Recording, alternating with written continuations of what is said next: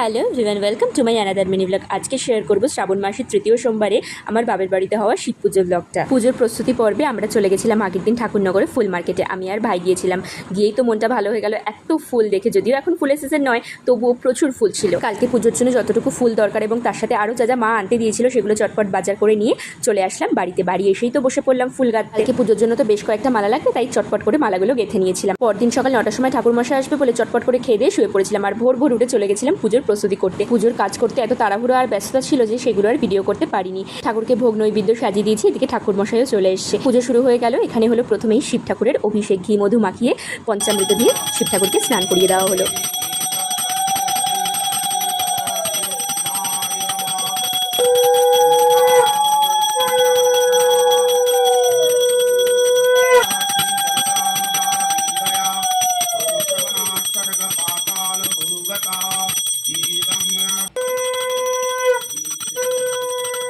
পুজো পুষ্পাঞ্জলি হয়ে যাওয়ার পরে পঞ্চপ্রদীপ দিয়ে এখানে হলো আরতি। এরপর শুরু হলো যজ্ঞ।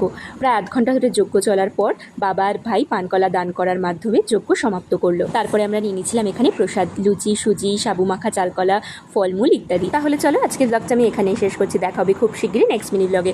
ব্লগটা কেমন লাগলো অবশ্যই জানিও, ভালো লাগলে একটা লাইক করে দিও আর চ্যানেলটা সাবস্ক্রাইব করতে একদম ভুলবে না। বাই।